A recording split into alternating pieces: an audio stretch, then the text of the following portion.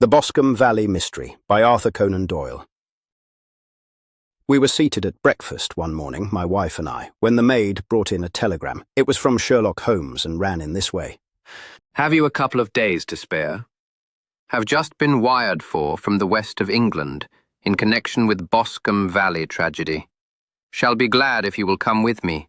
Air and scenery perfect. Leave Paddington by the 11:15. What do you say, dear? Said my wife, looking across at me. Will you go? I really don't know what to say. I have a fairly long list at present. Oh, Anne Struther would do your work for you. You have been looking a little pale lately. I think that the change would do you good, and you are always so interested in Mr. Sherlock Holmes's cases. I should be ungrateful if I were not, seeing what I gained through one of them, I answered. But if I am to go, I must pack at once, for I have only half an hour. My experience of camp life in Afghanistan had at least had the effect of making me a prompt and ready traveller. My wants were few and simple, so that in less than the time stated I was in a cab with my valise, rattling away to Paddington Station. Sherlock Holmes was pacing up and down the platform, his tall, gaunt figure made even gaunter and taller by his long grey travelling cloak and close-fitting cloth cap. It is really very good of you to come, Watson, said he. It makes a considerable difference to me, having someone with me on whom I can thoroughly rely. Local aid is always either worthless or else biased. If you will keep the 2 corner seats, I shall get the tickets. We had the carriage to ourselves, save for an immense litter of papers which Holmes had brought with him. Among these he rummaged and read, with intervals of note-taking and of meditation, until we were past Reading. Then he suddenly rolled them all into a gigantic ball and tossed them up onto the rack. Have you heard anything of the case? He asked. Not a word. I have not seen a paper for some days. The London press has not had very full accounts. I have just been looking through all the recent papers in order to master the particulars. It seems, from what I gather, to be one of those simple cases which are so extremely difficult. That sounds a little paradoxical. But it is profoundly true. Singularity is almost invariably a clue. The more featureless and commonplace a crime is, the more difficult it is to bring it home. In this case, however, they have established a very serious case against the son of the murdered man. It is a murder, then? Well, it is conjectured to be so. I shall take nothing for granted until I have the opportunity of looking personally into it. I will explain the state of things to you, as far as I have been able to understand it, in a very few words. Boscombe Valley is a country district not very far from Ross, in Herefordshire. The largest landed proprietor in that part is a Mr. John Turner, who made his money in Australia and returned some years ago to the old country. One of the farms which he held, that of Hatherley, was let to Mr. Charles McCarthy, who was also an ex-Australian. The men had known each other in the colonies, so that it was not unnatural that when they came to settle down, they should do so as near each other as possible. Turner was apparently the richer man, so McCarthy became his tenant, but still remained, it seems, upon terms of perfect equality, as they were frequently together. McCarthy had one son, a lad of 18, and Turner had an only daughter of the same age, but neither of them had wives living. They appear to have avoided the society of the neighbouring English families and to have led retired lives, though both the McCarthys were fond of sport and were frequently seen at the race meetings of the neighbourhood. McCarthy kept 2 servants, a man and a girl. Turner had a considerable household, some half-dozen at the least. That is as much as I have been able to gather about the families. Now for the facts. On June 3rd, that is, on Monday last, McCarthy left his house at Hatherley about 3 in the afternoon and walked down to the Boscombe Pool, which is a small lake formed by the spreading out of the stream which runs down the Boscombe Valley. He had been out with his serving man in the morning at Ross, and he had told the man that he must hurry, as he had an appointment of importance to keep at 3. From that appointment he never came back alive. From Hatherley farmhouse to the Boscombe Pool is 1/4 of a mile, and 2 people saw him as he passed over this ground. One was an old woman whose name is not mentioned, and the other was William Crowder, a gamekeeper in the employ of Mr. Turner. Both these witnesses deposed that Mr. McCarthy was walking alone. The gamekeeper adds that within a few minutes of his seeing Mr. McCarthy pass, he had seen his son, Mr. James McCarthy, going the same way with a gun under his arm.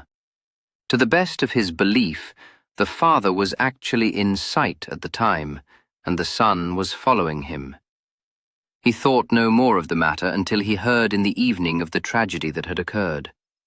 The 2 McCarthys were seen after the time when William Crowder, the gamekeeper, lost sight of them.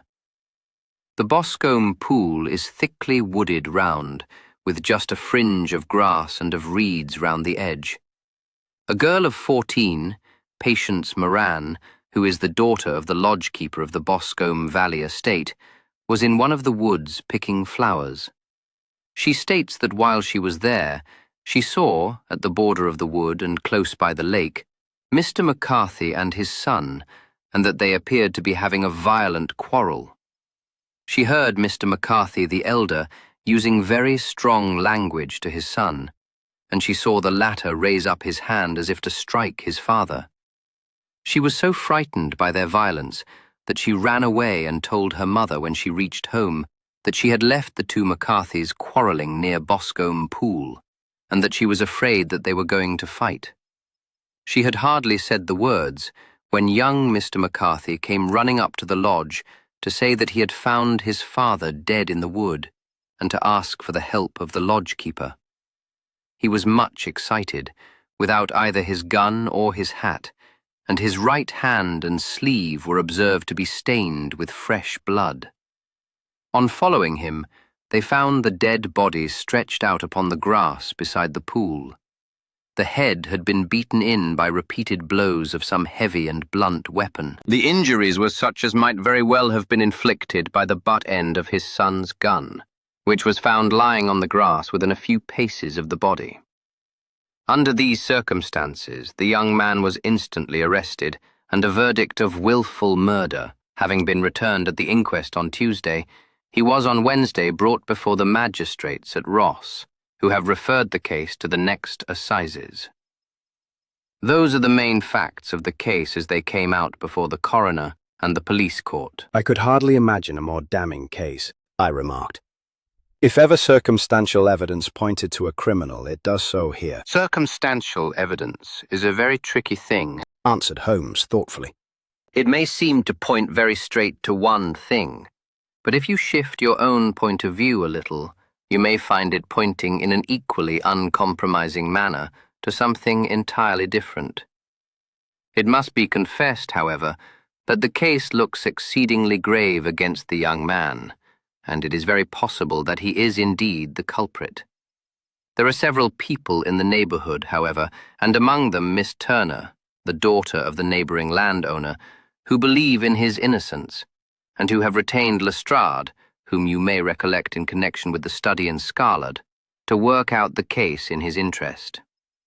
Lestrade, being rather puzzled, has referred the case to me, and hence it is that 2 middle-aged gentlemen are flying westward at 50 miles an hour instead of quietly digesting their breakfasts at home. I'm afraid, said I, that the facts are so obvious that you will find little credit to be gained out of this case. There is nothing more deceptive than an obvious fact, he answered, laughing. Besides, we may chance to hit upon some other obvious facts, which may have been by no means obvious to Mr. Lestrade. You know me too well to think that I am boasting when I say that I shall either confirm or destroy his theory by means which he is quite incapable of employing, or even of understanding. To take the first example to hand, I very clearly perceive that in your bedroom the window is upon the right-hand side, and yet I question whether Mr. Lestrade would have noted even so self-evident a thing as that. How on earth? My dear fellow, I know you well. I know the military neatness which characterizes you. You shave every morning, and in this season you shave by the sunlight. but since your shaving is less and less complete as we get farther back on the left side, until it becomes positively slovenly as we get round the angle of the jaw, it is surely very clear that that side is less illuminated than the other. I could not imagine a man of your habits looking at himself in an equal light and being satisfied with such a result. I only quote this as a trivial example of observation and inference. Therein lies my métier, and it is just possible that it may be of some service in the investigation which lies before us. There are one or two minor points which were brought out in the inquest, and which are worth considering. What are they? It appears that his arrest did not take place at once, but after the return to Hatherley Farm. On the inspector of constabulary informing him that he was a prisoner, he remarked that he was not surprised to hear it, and that it was no more than his deserts. This observation of his had the natural effect of removing any traces of doubt which might have remained in the minds of the coroner's jury. It was a confession, I ejaculated. No, for it was followed by a protestation of innocence. Coming on the top of such a damning series of events, it was at least a most suspicious remark. On the contrary, Said Holmes. it is the brightest rift which I can at present see in the clouds. However innocent he might be, he could not be such an absolute imbecile as not to see that the circumstances were very black against him. Had he appeared surprised at his own arrest, or feigned indignation at it, I should have looked upon it as highly suspicious, because such surprise or anger would not be natural under the circumstances, and yet might appear to be the best policy to a scheming man. His frank acceptance of the situation marks him as either an innocent man, or else as a man of considerable self-restraint and firmness. As to his remark about his deserts, it was also not unnatural if you consider that he stood beside the dead body of his father, and that there is no doubt that he had that very day so far forgotten his filial duty as to bandy words with him, and even, according to the little girl, whose evidence is so important, to raise his hand as if to strike him. The self-reproach and contrition which are displayed in his remark appear to me to be the signs of a healthy mind, rather than of a guilty one. I shook my head. Many men have been hanged on far slighter evidence, I remarked. So they have, and many men have been wrongfully hanged. What is the young man's own account of the matter? It is, I'm afraid, not very encouraging to his supporters, though there are one or two points in it which are suggestive. You will find it here, and may read it for yourself. He picked out from his bundle a copy of the local Herefordshire paper, and having turned down the sheet, he pointed out the paragraph in which the unfortunate young man had given his own statement of what had occurred. I settled myself down in the corner of the carriage and read it very carefully. It ran in this way. Mr. James McCarthy, the only son of the deceased, was then called and gave evidence as follows. I had been away from home for 3 days at Bristol, and had only just returned upon the morning of last Monday the 3rd. My father was absent from home at the time of my arrival, and I was informed by the maid that he had driven over to Ross with John Cobb, the groom. Shortly after my return, I heard the wheels of his trap in the yard, and, looking out of my window, I saw him get out and walk rapidly out of the yard, though I was not aware in which direction he was going. I then took my gun and strolled out in the direction of the Boscombe pool, with the intention of visiting the rabbit warren which is upon the other side. On my way I saw William Crowder, the gamekeeper, as he had stated in his evidence, but he is mistaken in thinking that I was following my father. I had no idea that he was in front of me. When about 100 yards from the pool, I heard a cry of "Cooey!" which was a usual signal between my father and myself. I then hurried forward and found him standing by the pool. He appeared to be much surprised at seeing me, and asked me rather roughly what I was doing there. A conversation ensued which led to high words and almost to blows, for my father was a man of a very violent temper. Seeing that his passion was becoming ungovernable, I left him and returned towards Hatherley Farm. I had not gone more than 150 yards, however, when I heard a hideous outcry behind me, which caused me to run back again. I found my father expiring upon the ground with his head terribly injured. I dropped my gun and held him in my arms, but he almost instantly expired. I knelt beside him for some minutes and then made my way to Mr. Turner's lodge-keeper, his house being the nearest, to ask for assistance. I saw no one near my father when I returned, and I have no idea how he came by his injuries. He was not a popular man, being somewhat cold and forbidding in his manners, but he had, as far as I know, no active enemies. I know nothing further of the matter. The Coroner. Did your father make any statement to you before he died? Witness. He mumbled a few words, but I could only catch some allusion to a rat. The Coroner. What did you understand by that? Witness. It conveyed no meaning to me. I thought that he was delirious. The Coroner. What was the point upon which you and your father had this final quarrel? Witness. I should prefer not to answer. The Coroner. I am afraid that I must press it. Witness. It is really impossible for me to tell you. I can assure you that it has nothing to do with the sad tragedy which followed. The Coroner. That is for the court to decide. I need not point out to you that your refusal to answer will prejudice your case considerably in any future proceedings which may arise. Witness. I must still refuse. The Coroner. I understand that the cry of cooey was a common signal between you and your father. Witness. It was. The Coroner. How was it then that he uttered it before he saw you, and before he even knew that you had returned from Bristol? Witness, with considerable confusion. I do not know. A juryman. Did you see nothing which aroused your suspicions when you returned on hearing the cry and found your father fatally injured? Witness, nothing definite. The Coroner. What do you mean? Witness. I was so disturbed and excited as I rushed out into the open that I could think of nothing except of my father. Yet I have a vague impression that as I ran forward, something lay upon the ground to the left of me.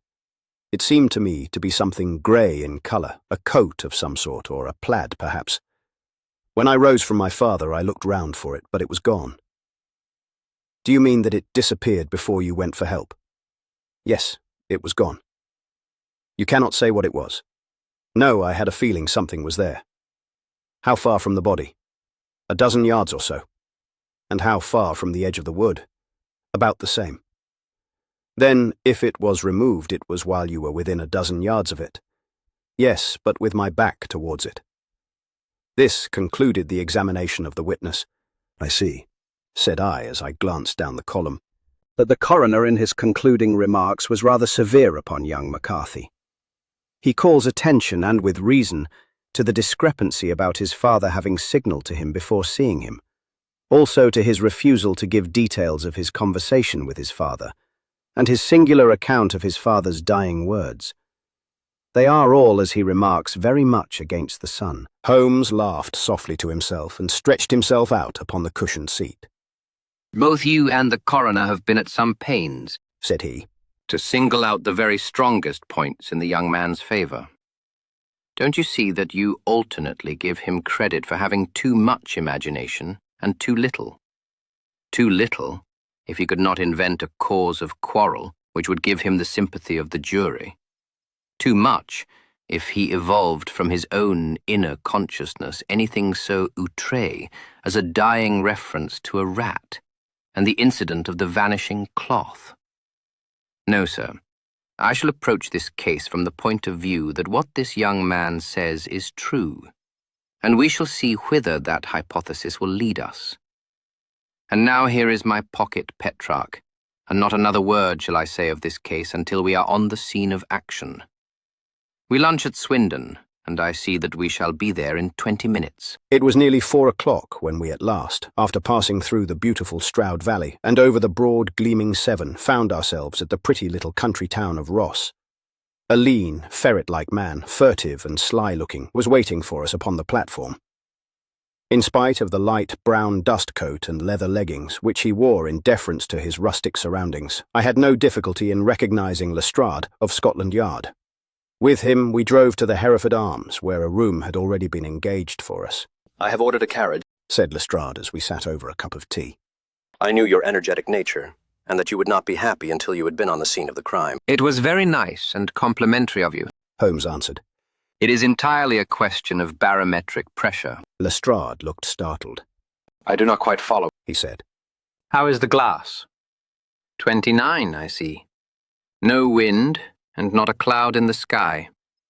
I have a case full of cigarettes here which need smoking, and the sofa is very much superior to the usual country hotel abomination. I do not think that it is probable that I shall use the carriage tonight. Lestrade laughed indulgently. You have no doubt already formed your conclusions from the newspapers, He said. The case is as plain as a pikestaff, and the more one goes into it, the plainer it becomes.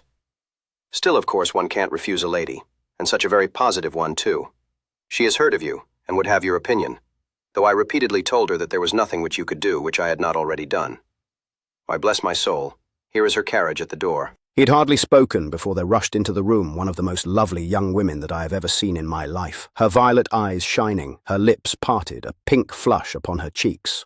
All thought of her natural reserve lost in her overpowering excitement and concern. Oh, Mr. Sherlock Holmes, She cried, glancing from one to the other of us, and finally, with a woman's quick intuition fastening upon my companion. I am so glad that you have come. I have driven down to tell you so. I know that James didn't do it. I know it, and I want you to start upon your work knowing it too. Never let yourself doubt upon that point. We have known each other since we were little children, and I know his faults as no one else does. But he is too tender-hearted to hurt a fly. Such a charge is absurd to anyone who really knows him. I hope we may clear him, Miss Turner, Said Sherlock Holmes. You may rely upon my doing all that I can. But you have read the evidence. You have formed some conclusion. Do you not see some loophole, some flaw? Do you not yourself think that he is innocent? I think that it is very probable. There now. She cried, throwing back her head and looking defiantly at Lestrade. You hear? He gives me hopes. Lestrade shrugged his shoulders. I am afraid that my colleague has been a little quick in forming his conclusions, He said. But he is right. Oh, I know that he is right. James never did it. And about his quarrel with his father, I am sure that the reason why he would not speak about it to the coroner was because I was concerned in it. In what way? Asked Holmes. It is no time for me to hide anything. James and his father had many disagreements about me. Mr. McCarthy was very anxious that there should be a marriage between us. James and I have always loved each other as brother and sister, but of course he is young and has seen very little of life yet, and well, he naturally did not wish to do anything like that yet. So there were quarrels, and this, I am sure, was one of them. And your father? Asked Holmes. Was he in favour of such a union? No, he was averse to it also. No one but Mr. McCarthy was in favour of it. A quick blush passed over her fresh young face as Holmes shot one of his keen, questioning glances at her. Thank you for this information, Said he. May I see your father if I call tomorrow? I am afraid the doctor won't allow it. The doctor? Yes, have you not heard? Poor father has never been strong for years back, but this has broken him down completely. He is taken to his bed, and Dr. Willow says that he is a wreck, and that his nervous system is shattered. Mr. McCarthy was the only man alive who had known Dad in the old days in Victoria. Ha! In Victoria. That is important. Yes, at the mines. Quite so. At the gold mines, where, as I understand, Mr. Turner made his money. Yes, certainly. Thank you, Miss Turner. You have been of material assistance to me. You will tell me if you have any news tomorrow. No doubt you will go to the prison to see James. Oh, if you do, Mr. Holmes, do tell him that I know him to be innocent. I will, Miss Turner. I must go home now, for Dad is very ill, and he misses me so if I leave him.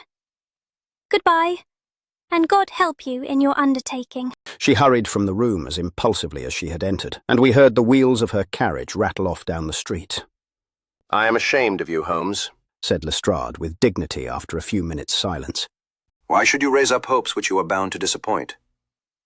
I am not over-tender of heart, but I call it cruel. I think that I see my way to clearing James McCarthy. Said Holmes. Have you an order to see him in prison? Yes, but only for you and me. Then I shall reconsider my resolution about going out. We have still time to take a train to Hereford and see him tonight. Ample. Then let us do so. Watson, I fear that you will find it very slow. But I shall only be away a couple of hours. I walked down to the station with them, and then wandered through the streets of the little town, finally returning to the hotel, where I lay upon the sofa and tried to interest myself in a yellow-backed novel.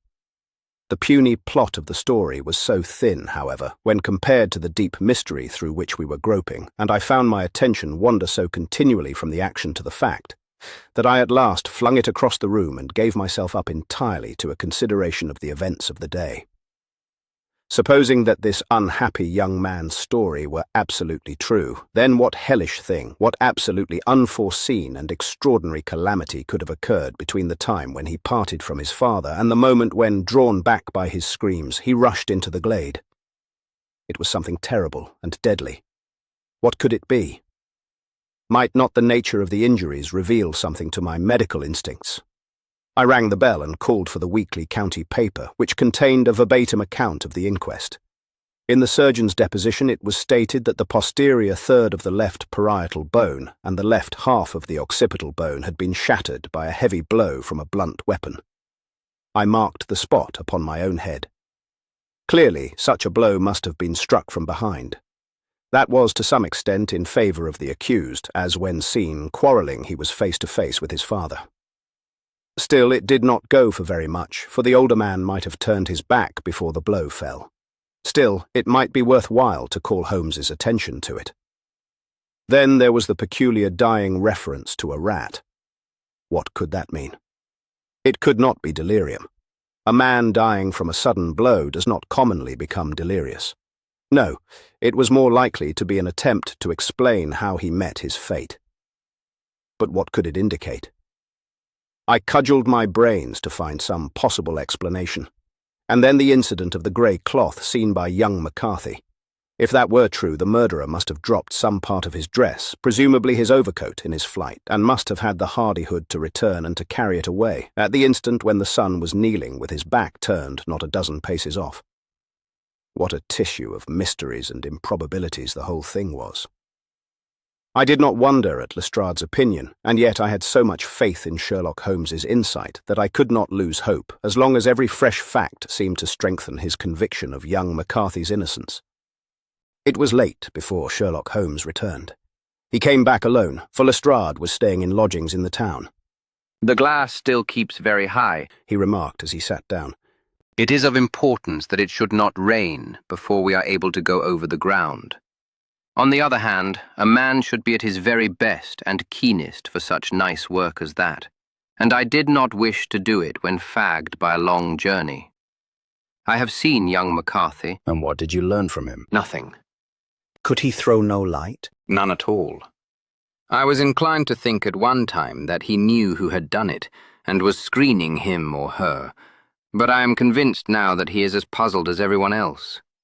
He is not a very quick-witted youth, though comely to look at and, I should think, sound at heart. I cannot admire his taste, I remarked, if it is indeed a fact that he was averse to a marriage with so charming a young lady as this Miss Turner. Ah, thereby hangs a rather painful tale. This fellow is madly, insanely in love with her, but some 2 years ago, when he was only a lad, and before he really knew her, for she had been away 5 years at a boarding school, what does the idiot do but get into the clutches of a barmaid in Bristol and marry her at a registry office? No one knows a word of the matter, but you can imagine how maddening it must be to him, to be upbraided for not doing what he would give his very eyes to do, but what he knows to be absolutely impossible. It was sheer frenzy of this sort which made him throw his hands up into the air when his father, at their last interview, was goading him on to propose to Miss Turner. On the other hand, he had no means of supporting himself, and his father, who was by all accounts a very hard man, would have thrown him over utterly had he known the truth. It was with his barmaid wife that he had spent the last 3 days in Bristol, and his father did not know where he was. Mark that point. It is of importance.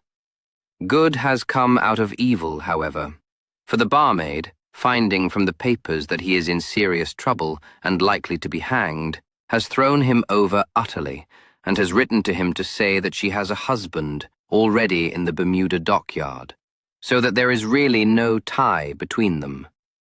I think that that bit of news has consoled young McCarthy for all that he has suffered. But if he is innocent, who has done it? Ah, who? I would call your attention very particularly to 2 points. One is that the murdered man had an appointment with someone at the pool, and that the someone could not have been his son, for his son was away, and he did not know when he would return. The second is that the murdered man was heard to cry, "Cooey," before he knew that his son had returned. Those are the crucial points upon which the case depends. And now, let us talk about George Meredith, if you please, and we shall leave all minor matters until tomorrow. There was no rain, as Holmes had foretold, and the morning broke bright and cloudless. At 9 o'clock, Lestrade called for us with the carriage, and we set off for Hatherley Farm and the Boscombe pool. There is serious news this morning, Lestrade observed. It is said that Mr. Turner of the Hall is so ill that his life is despaired of. An elderly man, I presume, said Holmes. About 60. But his constitution has been shattered by his life abroad, and he has been in failing health for some time. This business has had a very bad effect upon him. He was an old friend of McCarthy's, and, I may add, a great benefactor to him, for I have learned that he gave him Hatherley Farm rent-free. Indeed. That is interesting, said Holmes. Oh, yes. In 100 other ways he has helped him. Everybody about here speaks of his kindness to him. Really? Does it not strike you as a little singular that this McCarthy, who appears to have had little of his own, and to have been under such obligations to Turner, should still talk of marrying his son to Turner's daughter, who is presumably heiress to the estate, and that in such a very cocksure manner, as if it were merely a case of a proposal, and all else would follow? It is the more strange, since we know that Turner himself was averse to the idea. The daughter told us as much. Do you not deduce something from that? We have got to the deductions and the inferences, said Lestrade, winking at me. I find it hard enough to tackle facts, Holmes, without flying away after theories and fancies. You are right, said Holmes demurely. You do find it very hard to tackle the facts. Anyhow, I have grasped one fact which you seem to find it difficult to get hold of, replied Lestrade with some warmth. And that is? That McCarthy Sr. met his death from McCarthy Jr., and that all theories to the contrary are the merest moonshine. Well, moonshine is a brighter thing than fog, said Holmes, laughing. But I am very much mistaken if this is not Hatherley Farm upon the left. Yes, that is it. It was a widespread, comfortable-looking building, 2-storied, slate-roofed, with great yellow blotches of lichen upon the grey walls. The drawn blinds and the smokeless chimneys, however, gave it a stricken look, as though the weight of this horror still lay heavy upon it. We called at the door, when the maid, at Holmes's request, showed us the boots which her master wore at the time of his death, and also a pair of the son's, though not the pair which he had then had. Having measured these very carefully from 7 or 8 different points, Holmes desired to be led to the courtyard, from which we all followed the winding track which led to Boscombe Pool. Sherlock Holmes was transformed when he was hot upon such a scent as this. Men who had only known the quiet thinker and logician of Baker Street would have failed to recognize him. His face flushed and darkened. His brows were drawn into 2 hard black lines, while his eyes shone out from beneath them with a steely glitter. His face was bent downward, his shoulders bowed, his lips compressed, and the veins stood out like whipcord in his long, sinewy neck. His nostrils seemed to dilate with a purely animal lust for the chase, and his mind was so absolutely concentrated upon the matter before him that a question or remark fell unheeded upon his ears, or, at the most, only provoked a quick, impatient snarl in reply. Swiftly and silently he made his way along the track which ran through the meadows, and so by way of the woods to the Boscombe Pool. It was damp, marshy ground, as is all that district, and there were marks of many feet, both upon the path and amid the short grass which bounded it on either side. Sometimes Holmes would hurry on, sometimes stop dead, and once he made quite a little detour into the meadow. Lestrade and I walked behind him, the detective indifferent and contemptuous, while I watched my friend with the interest which sprang from the conviction that every one of his actions was directed towards a definite end. The Boscombe pool, which is a little reed-girt sheet of water some 50 yards across, is situated at the boundary between the Hatherley farm and the private park of the wealthy Mr. Turner. Above the woods which lined it upon the farther side we could see the red, jutting pinnacles which marked the site of the rich landowner's dwelling. On the Hatherley side of the pool the woods grew very thick, and there was a narrow belt of sodden grass 20 paces across between the edge of the trees and the reeds which lined the lake.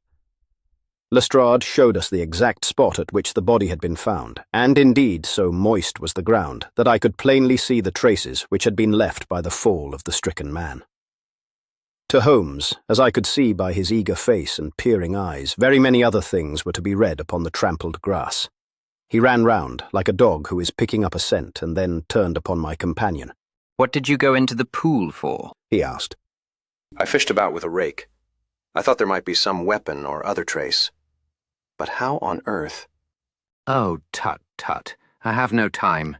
That left foot of yours with its inward twist is all over the place. A mole could trace it, and there it vanishes among the reeds. Oh, how simple it would all have been, had I been here before they came like a herd of buffalo and wallowed all over it. Here is where the party with the lodge-keeper came, and they have covered all tracks for 6 or 8 feet round the body. But here are 3 separate tracks of the same feet. He drew out a lens and lay down upon his waterproof to have a better view, talking all the time rather to himself than to us. These are young McCarthy's feet. Twice he was walking, and once he ran swiftly, so that the soles are deeply marked and the heels hardly visible. That bears out his story. He ran when he saw his father on the ground. Then here are the father's feet as he paced up and down. What is this, then? It is the butt end of the gun, as the son stood listening. And this? Ha ha! What have we here? Tiptoes. Tiptoes. Square, too, quite unusual boots. They come, they go, they come again. Of course, that was for the cloak. Now, where did they come from? He ran up and down, sometimes losing, sometimes finding the track until we were well within the edge of the wood and under the shadow of a great beech, the largest tree in the neighbourhood. Holmes traced his way to the farther side of this and lay down once more upon his face with a little cry of satisfaction. For a long time he remained there, turning over the leaves and dried sticks, gathering up what seemed to me to be dust into an envelope and examining with his lens not only the ground but even the bark of the tree as far as he could reach. A jagged stone was lying among the moss, and this also he carefully examined and retained. Then he followed a pathway through the wood until he came to the high road, where all traces were lost. It has been a case of considerable interest, he remarked, returning to his natural manner. I fancy that this grey house on the right must be the lodge. I think that I will go in and have a word with Moran, and perhaps write a little note. Having done that, we may drive back to our luncheon. You may walk to the cab, and I shall be with you presently. It was about 10 minutes before we regained our cab and drove back into Ross, Holmes still carrying with him the stone which he had picked up in the wood. This may interest you, Lestrade, he remarked, holding it out. The murder was done with it. I see no marks. There are none. How do you know, then? The grass was growing under it. It had only lain there a few days.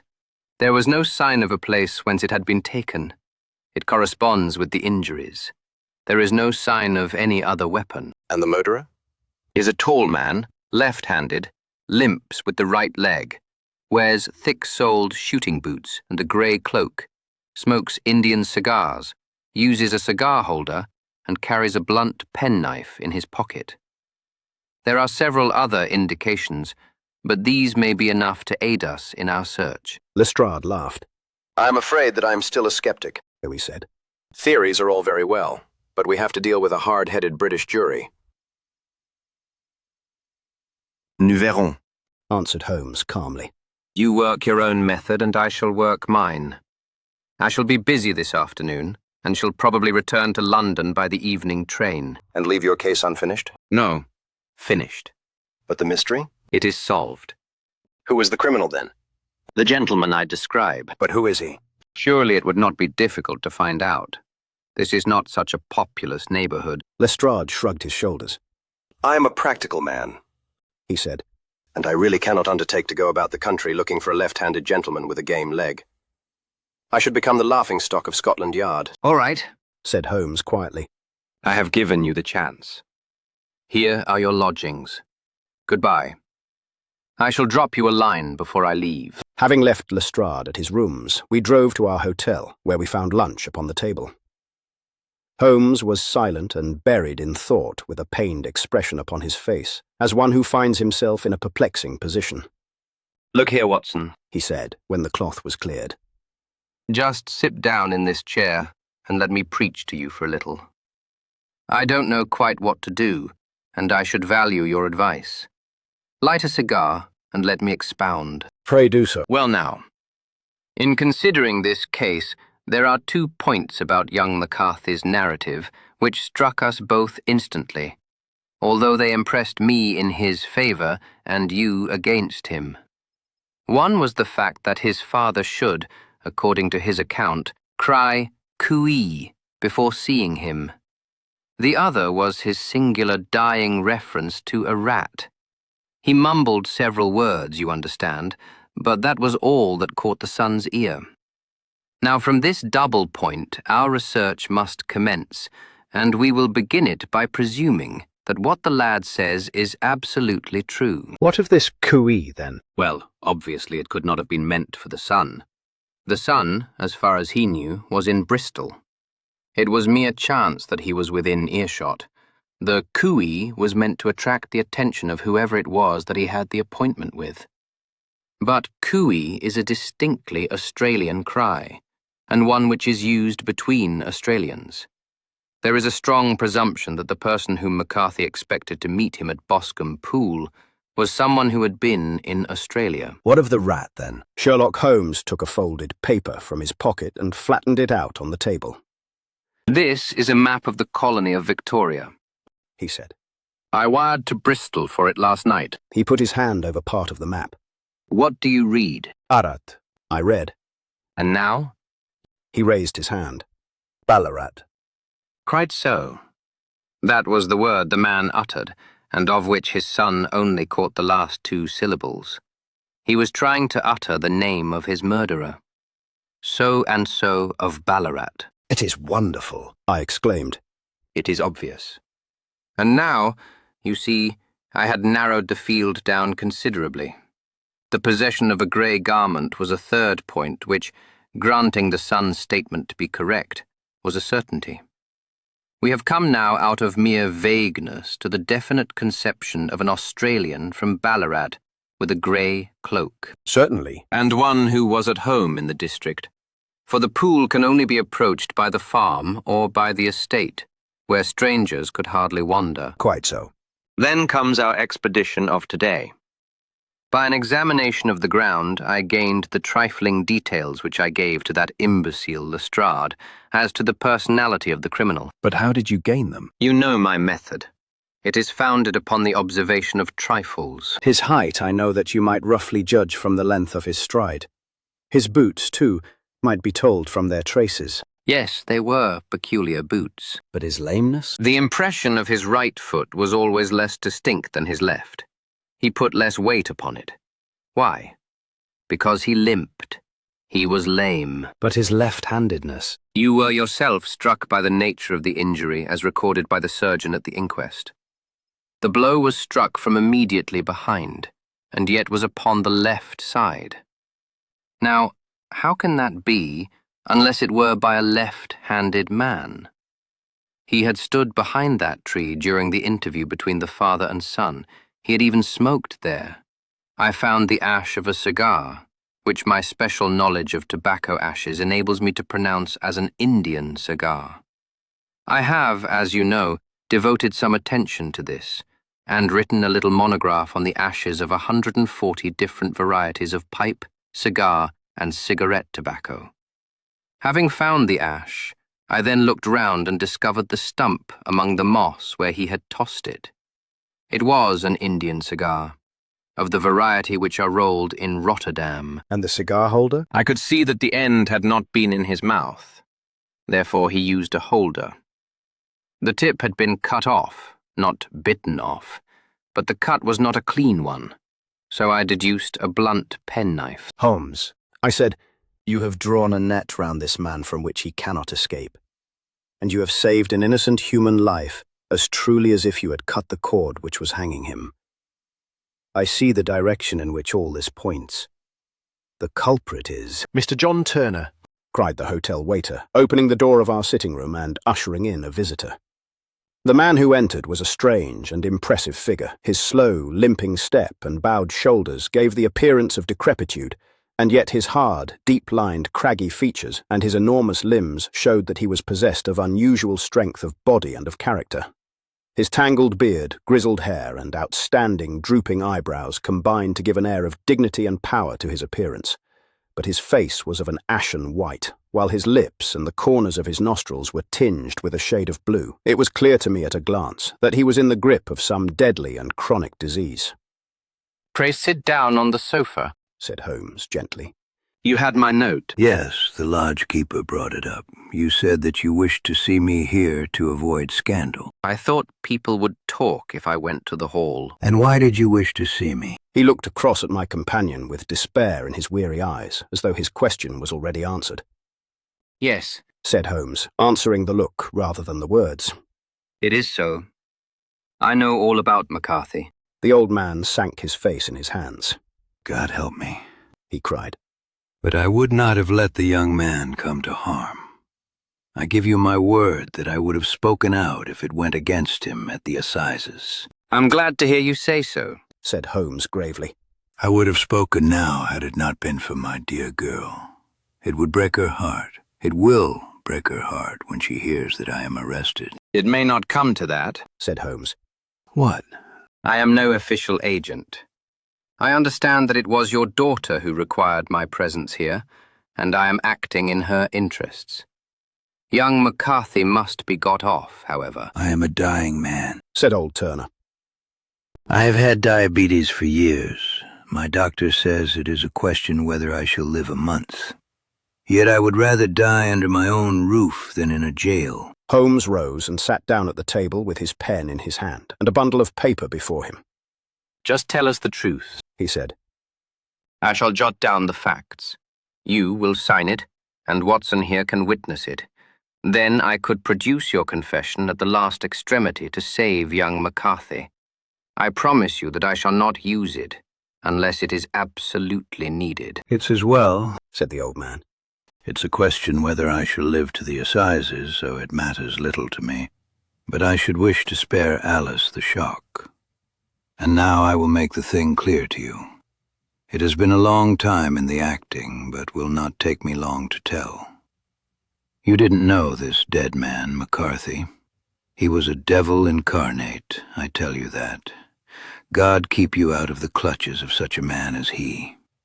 His grip has been upon me these 20 years, and he has blasted my life. I'll tell you first how I came to be in his power. It was in the early 60s at the diggings. I was a young chap then, hot-blooded and reckless, ready to turn my hand at anything. I got among bad companions, took to drink, had no luck with my claim, took to the bush, and in a word became what you would call over here a highway robber. There were 6 of us, and we had a wild, free life of it, sticking up a station from time to time or stopping the wagons on the road to the diggings. Black Jack of Ballarat was the name I went under, and our party is still remembered in the colony as the Ballarat Gang. One day a gold convoy came down from Ballarat to Melbourne, and we lay in wait for it and attacked it. There were 6 troopers and 6 of us, so it was a close thing, but we emptied 4 of their saddles at the first volley. 3 of our boys were killed, however, before we got the swag. I put my pistol to the head of the wagon driver, who was this very man McCarthy. I wished to the Lord that I had shot him then, but I spared him, though I saw his wicked little eyes fixed on my face as though to remember every feature. We got away with the gold, became wealthy men, and made our way over to England without being suspected. There I parted from my old pals and determined to settle down to a quiet and respectable life. I bought this estate, which chanced to be in the market, and I set myself to do a little good with my money, to make up for the way in which I had earned it. I married, too, and though my wife died young, she left me my dear little Alice. Even when she was just a baby, her wee hands seemed to lead me down the right path as nothing else had ever done. In a word, I turned over a new leaf and did my best to make up for the past. All was going well when McCarthy laid his grip upon me. I had gone up to town about an investment, and I met him in Regent Street with hardly a coat to his back or a boot to his foot. "Here we are, Jack," says he, touching me on the arm.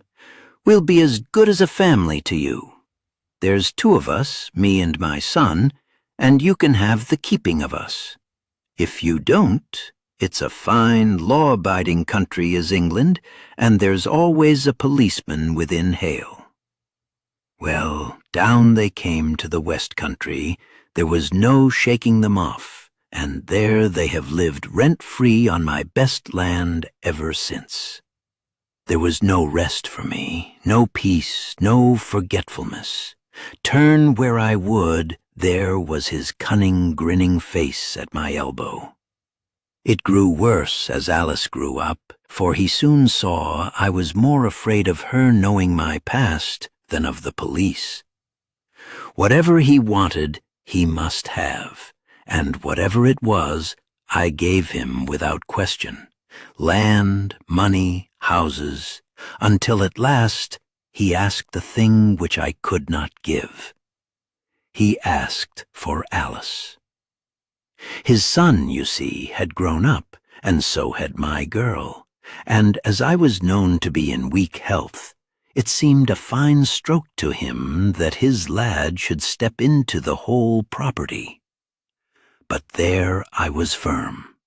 I would not have his cursed stock mixed with mine.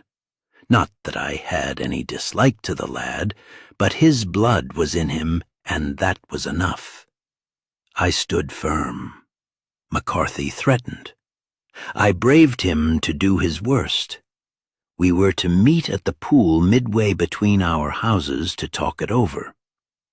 When I went down there, I found him talking with his son, so I smoked a cigar and waited behind a tree until he should be alone. But as I listened to his talk, all that was black and bitter in me seemed to come uppermost. He was urging his son to marry my daughter with as little regard for what she might think as if she were a slut from off the streets. It drove me mad to think that I and all that I held most dear should be in the power of such a man as this. Could I not snap the bond? I was already a dying and a desperate man. Though clear of mind and fairly strong of limb, I knew that my own fate was sealed. But my memory and my girl, both could be saved if I could but silence that foul tongue. I did it, Mr. Holmes. I would do it again. Deeply as I have sinned, I have led a life of martyrdom to atone for it. But that my girl should be entangled in the same meshes which held me was more than I could suffer. I struck him down with no more compunction than if he had been some foul and venomous beast. His cry brought back his son, but I had gained the cover of the wood, though I was forced to go back to fetch the cloak which I had dropped in my flight. That is the true story, gentlemen, of all that occurred. "Well, it is not for me to judge you," said Holmes, as the old man signed the statement which had been drawn out. "I pray that we may never be exposed to such a temptation." I pray not, sir. And what do you intend to do? "In view of your health, nothing. You are yourself aware that you will soon have to answer for your deed at a higher court than the assizes. I will keep your confession, and if McCarthy is condemned, I shall be forced to use it. If not, it shall never be seen by mortal eye, and your secret, whether you be alive or dead, shall be safe with us. Farewell, then, said the old man solemnly. Your own deathbeds, when they come, will be the easier for the thought of the peace which you have given to mine. Tottering and shaking in all his giant frame, he stumbled slowly from the room. God help us, said Holmes after a long silence. Why does fate play such tricks with poor, helpless worms? I never hear of such a case as this that I do not think of Baxter's words and say, "There, but for the grace of God, goes Sherlock Holmes." James McCarthy was acquitted at the assizes on the strength of a number of objections which had been drawn out by Holmes and submitted to the defending counsel. Old Turner lived for 7 months after our interview, but he is now dead. And there is every prospect that the son and daughter may come to live happily together in ignorance of the black cloud which rests upon their past.